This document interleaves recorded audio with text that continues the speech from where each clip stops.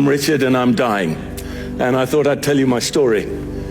I work in financial services, and one of my favorite clients, their headquarters is in Brussels. And if you go into the men's toilets in their offices in Brussels, in front of each men's urinal is a sheet of A4. It's laminated for obvious reasons, and it has on it what's called their lessons from the loo. It's basically all the deals that went south where they've lost 20, 30, 40, 50 million, and the lessons that they've learned. So what I'd love to share with you is my lessons from the loo of life when it comes to money.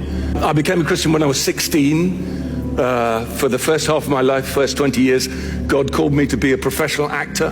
That didn't involve making a lot of money, you'll be surprised to know.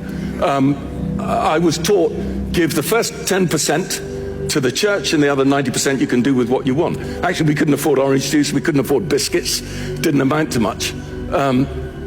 And then in the late 90s, I was in Japan doing some Shakespeare. I'd been away from home for 5 months, and our third daughter was born, and I cried out to God for a way to earn a living that didn't involve living out of a suitcase. And he very graciously answered my prayer. I was asked, long story cut short, by the chairman of one of the largest companies in the world that I'd never heard of to kind of help him do his speeches and do his communication.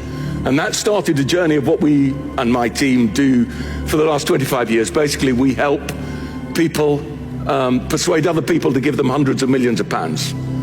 And the challenge of that is I would find myself earning in half a day or a day what I had been earning in a week, 2 weeks, a month as an actor. What did I do with that? Well, 10% went to the local church. The rest of it, I'd been told, was mine to do with what I wanted. So what did I do? I looked around my church, I looked around my town where I live. Without even thinking about it, I inflated my lifestyle.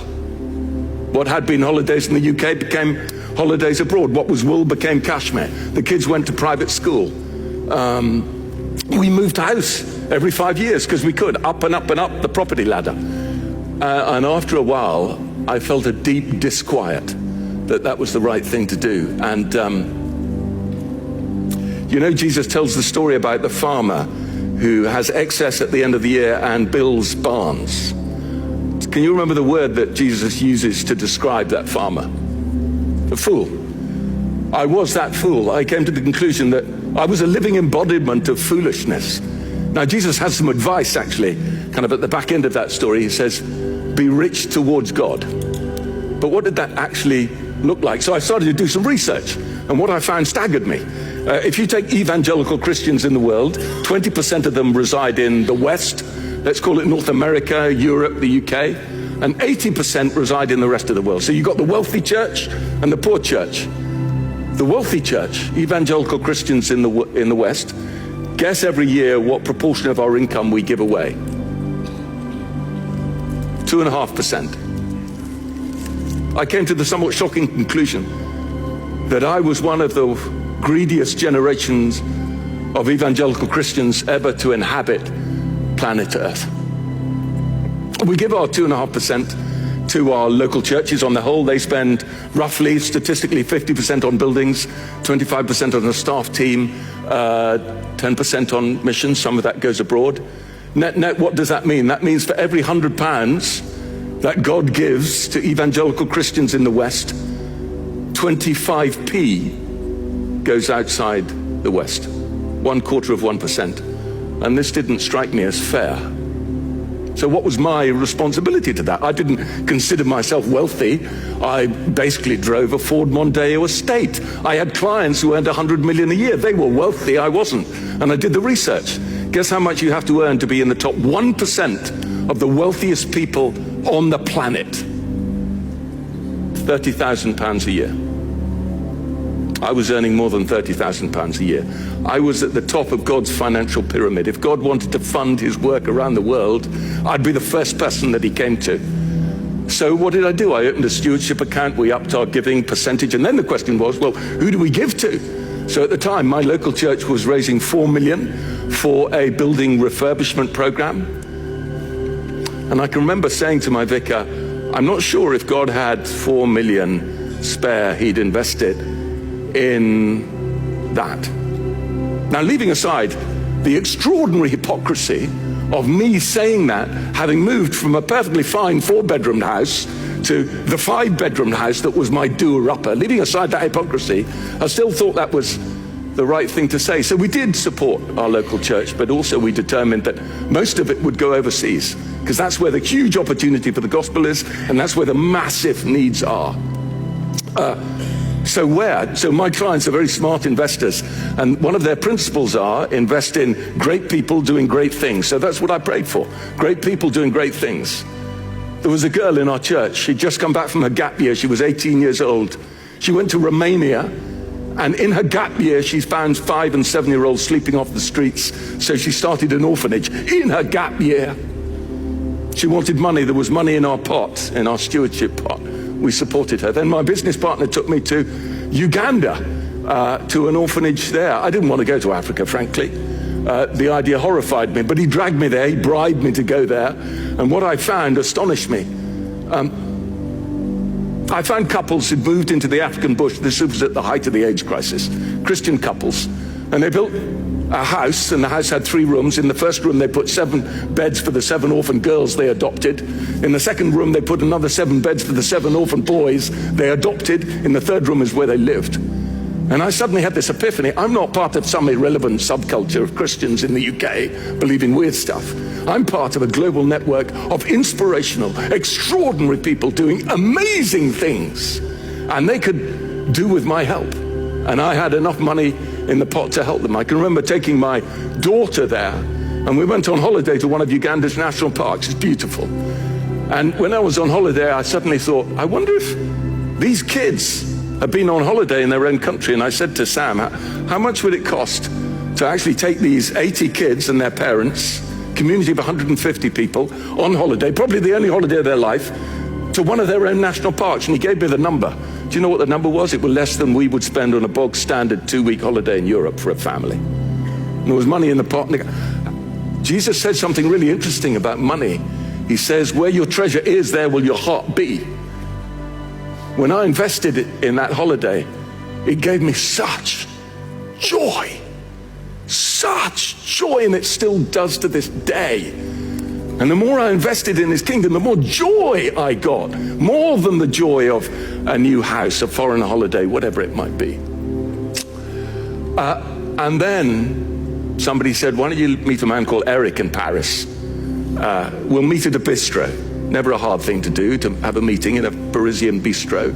I went there and I said, Eric, what are you doing? He said, this was the beginning of the 2000s. I want to use the internet to convert to French. Good luck with that. How are you doing that? This was at the beginning of the internet, by the way. So my corporate clients were using the internet, but I hadn't met a Christian who was doing it. He said, I'm converting the gospel into like a 7-minute YouTube video called The Father's Love Letter. I'm then strategically using Google AdWords to draw people to watch it. And when they watch it, they can click on a link if they want to become a Christian. I went, that's smart. So what are you finding in terms of conversion rates? He said, for every 100 people who watch it, 4 people say they want to become a Christian. I went, that's extraordinary. And what's your vision? He said, well, I want to translate it into the other major languages. There are 30 of them.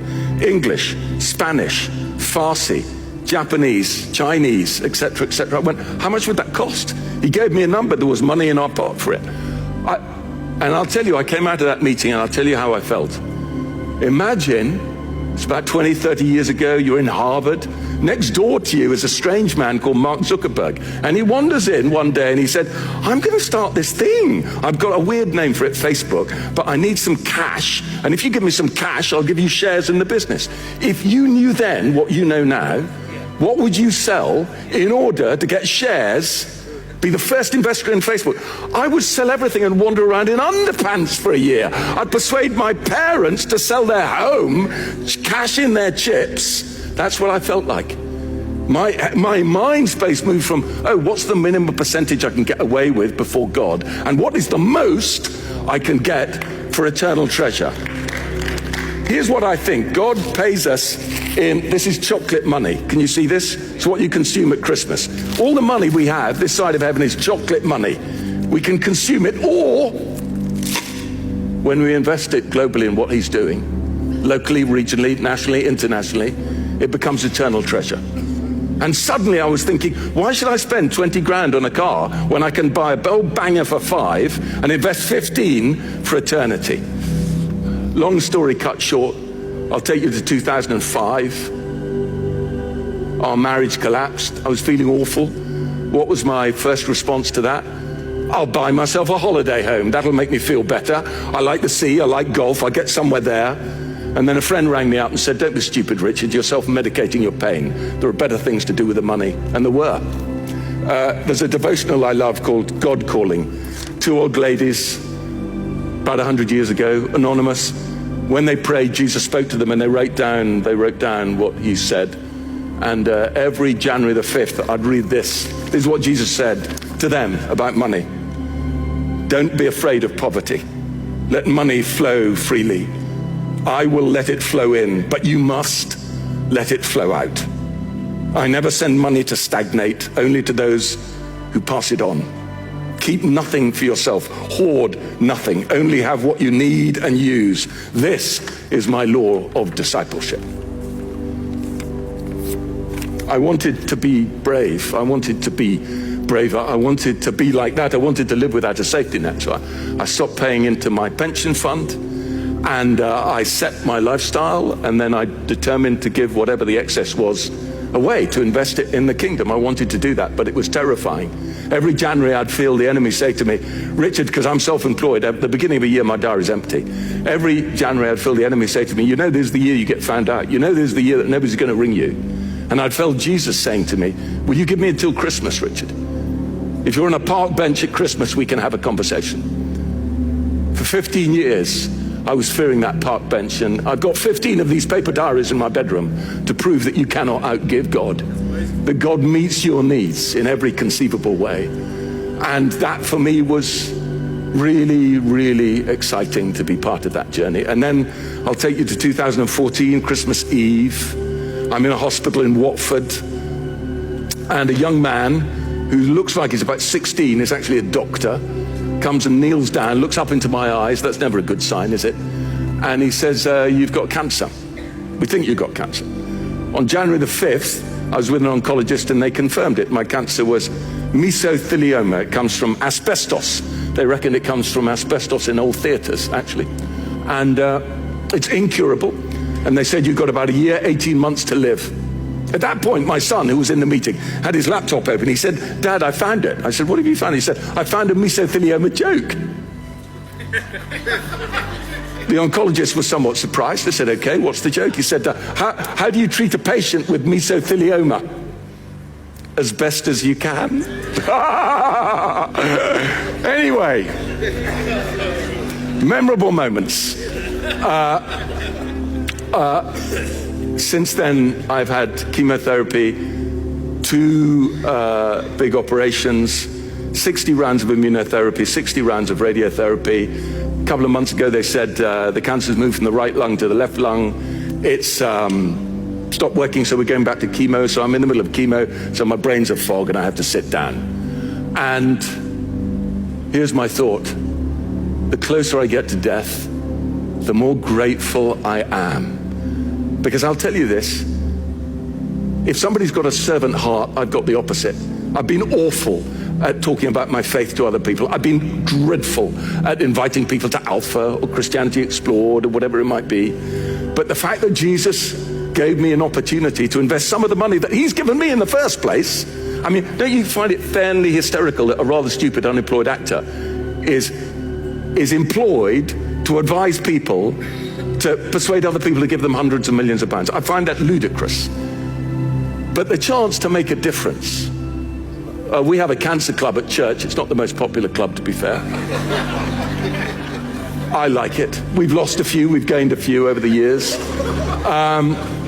One of my friends, Sandra, is dying at the moment. And she said, the closer I get to death, everything drops away apart from 2 things. Love, the love that God has for me, the love that I have for others. And making a difference. Every day, can I make a difference? She coaches from her bed 6 people. She's an extraordinary woman. And I can resonate with that. The chance to make a difference is so important to me. A young man called Ed phoned me up a couple of years ago. He said, we found a people group in India that has no gospel presence at all, and we found 15 Indian evangelists who want to go full time to invest their time in reaching the gospel with them. I went, Ed, how much would that cost? He went, all in all, 15 full-time evangelists, unreached people group, £12,000 a year. £12,000 a year to change the lives of an entire people group. That really excited me. It still does.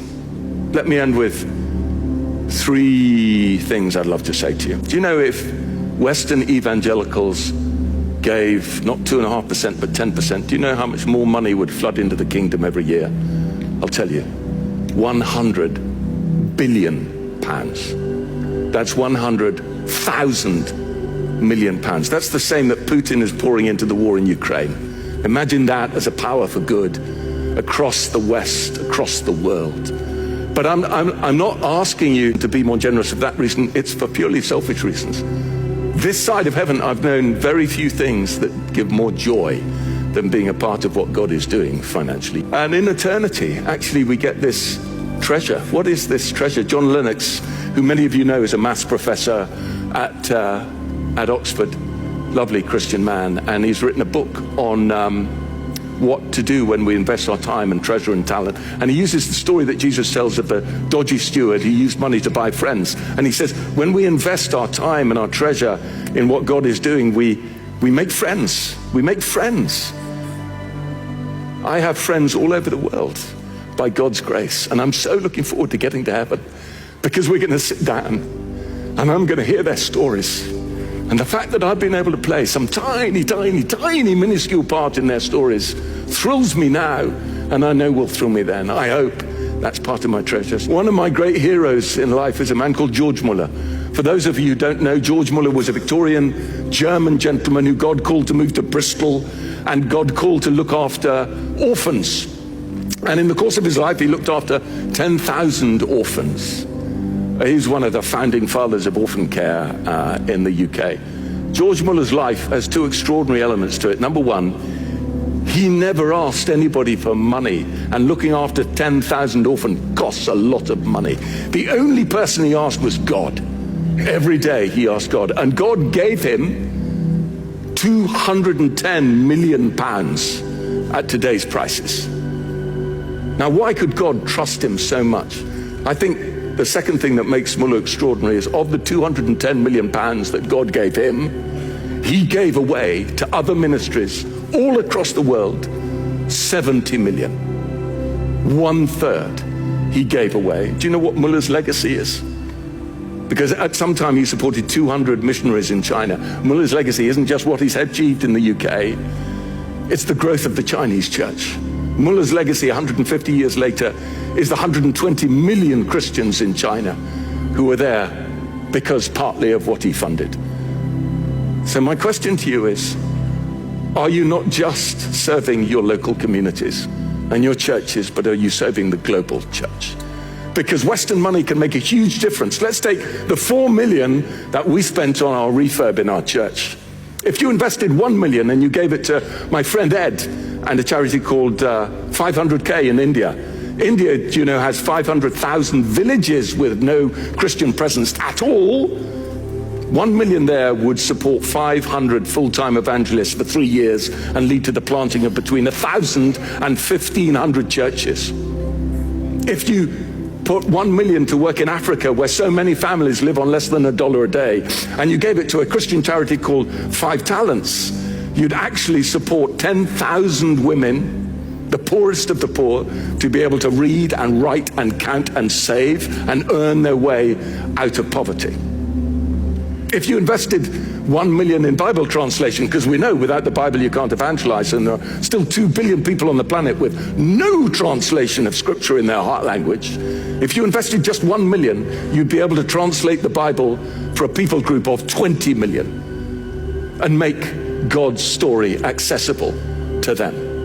And then if you were really strategic and you decided to use the internet to access the 12 least reached countries in the world, do you know what 1 million would achieve if you gave it to Jesus.net, who are very smart at this stuff? you'd basically, in those 12 countries, enable the gospel to be seen 100 million times, which would lead to 200,000 people indicating that they wanted to come to Christ and to be followed up online. Think of the difference that 4 million can make around the world. The last thing I want to say is this: thank you. Thank you and bless you in everything you have done for his kingdom, in everything you are doing, and in everything you will do. Bless you.